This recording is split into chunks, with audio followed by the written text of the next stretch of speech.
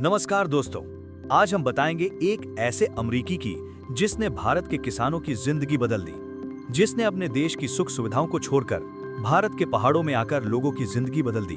उसका नाम था सैमुअल इवेंस स्टोक्स।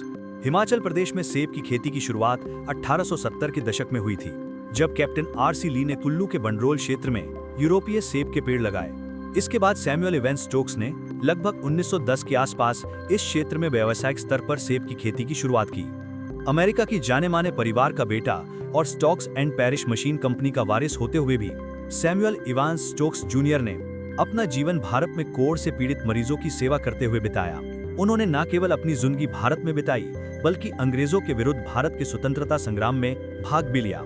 ये कहानी है स्टोक्स जूनियर की सत्यानंद बनने की। सत्यानंद, जो गरीबों के हितों के रखवाले थे और भारतीय स्वतंत्रता सेनानी भी थे। साल 1904 में अमेरिका में अपनी आराम की जिंदगी को छोड़ सैमुअल भारत आए। सैमुअल ने भारत आकर हिमालय की गोद में शिमला के पास कोढ़ पीड़ितों की सेवा करना शुरू कर दिया।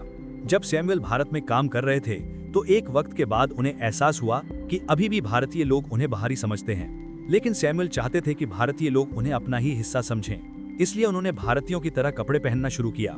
इतना ही नहीं, उन्होंने पहाड़ी बोली बोलना भी सीखा। साल 1912 में सैमुअल को राजपूत क्रिश्चियन मूल की लड़की बेंजामिन एगिन्स से प्यार हो गया, जिनसे बाद में उन्होंने शादी भी की। उसी समय सैमुअल को सेब की एक प्रजाति के बारे में पता चला, जिसे देखकर उन्हें लगा कि हिमालय के मौसम और मिट्टी में इसे उगाया जा सकता है। इसलिए उन्होंने पहाड़ी लोगों को सेब की खेती करने के लिए जागरूक किया, ताकि उन्हें रोजगार मिल सके। इतना ही नहीं, उन्होंने अपने संपर्कों के जरिए इन लोगों के लिए दिल्ली के बाजार के रास्ते भी खुलवा दिए। इसलिए सैमुअल को हिमालय का जोहनी एप्पल सीड भी कहा जाता है। भारतीयों पर ब्रिटिश राज का सैमुअल ने हमेशा ही विरोध किया था। वे सबसे ज्यादा प्रभावित श्रम से खिलाफ थे। इसमें भारतीय पुरुषों को जबरदस्ती ब्रिटिश सेना में भर्ती होने के लिए मजबूर किया जाता था। उन्होंने कई बार ब्रिटिश सरकार को नोटिस जारी कर इसके खिलाफ आगाह किया। ये अप्रैल 1919 जलियांवाला बाग नरसंहार की घटना थी।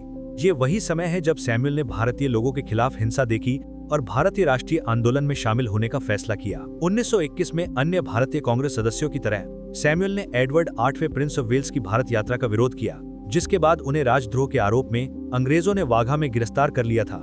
वे भारत की स्वतंत्रता संग्राम से गहराई से जुड़ गए। उन्होंने महात्मा गांधी का साथ दिया, असहयोग आंदोलन में भाग लिया।